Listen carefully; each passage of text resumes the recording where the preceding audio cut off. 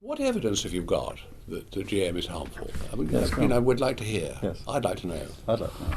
Well, look, I don't have much evidence at all that it's harmful. So I don't need it. You're working on the. No, the question is to take a fundamentally precautionary attitude. Yes. If you come along and you say I've got this new drug, it's brilliant, right? And I say, well, look, I'm not sure we should put that into the water supply. And you say, but hang on, what evidence have you got that this drug is harmful? I don't need to give you any evidence at all. All I need to do is to say, the onus is on you.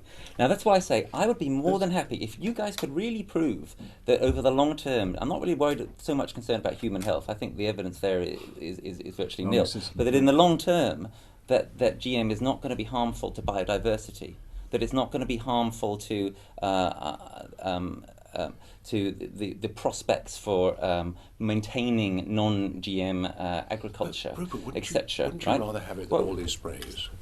Absolutely, but there's a third alternative. People always say, oh, it's either pesticides or GM, but I've already started to sketch the third alternative. And the third alternative is all the things that we're putting virtually no effort or money in at all. I totally agree with you. Yes, and I would like to see a lot more into that, Well, we love using that. our local That's varieties. But I come back But it comes back to practicality.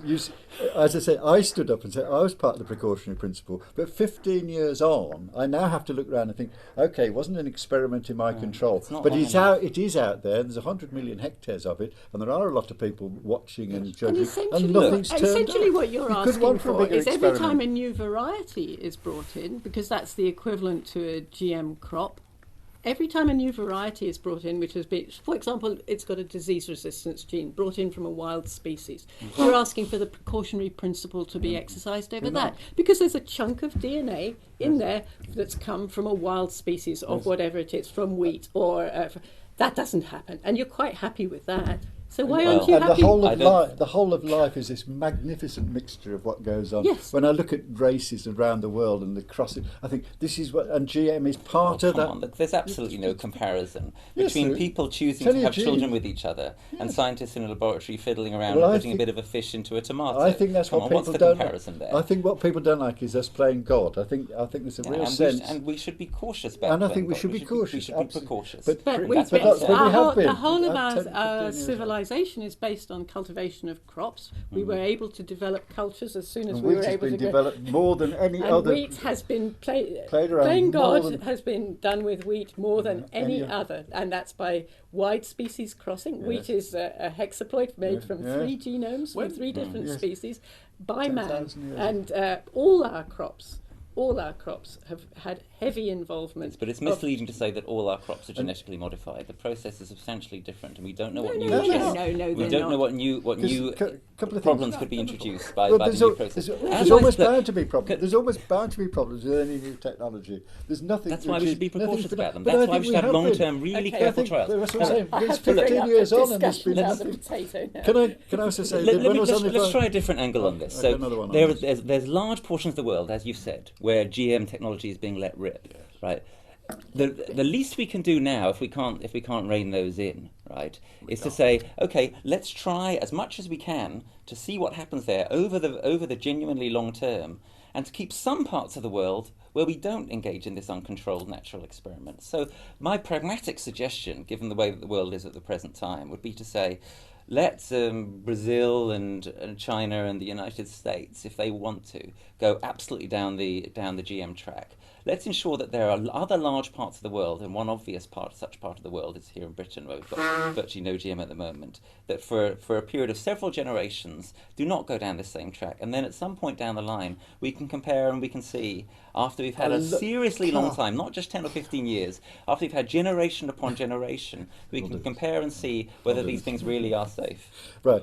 You sound as if you want to be the scientist of the world. As a scientist, most of us wanted to create experiments which were so controlled as this, that you could have a dividing line somehow, and everything was patched off, and you could have a control versus a treatment.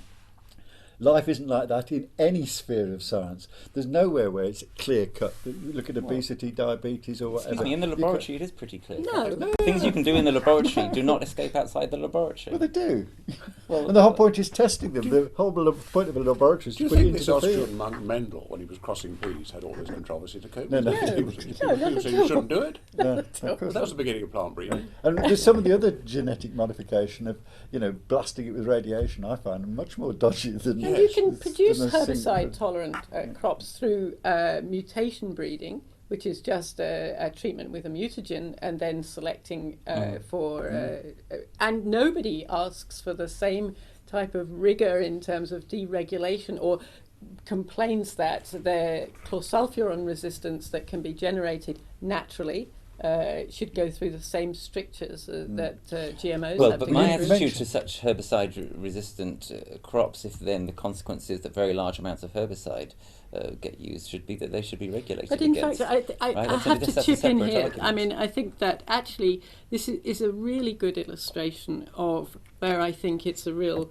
tragedy that people who are concerned about the environment don't embrace GMO. Because soybean, Roundup Ready soybean, the great advantage of that is that you can undertake a no-till policy so that you can grow soybean without having to plough up the field Releasing after the growth. carbon.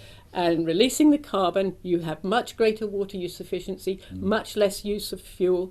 It's so green to be able to use no-till, which you couldn't use before. Oh.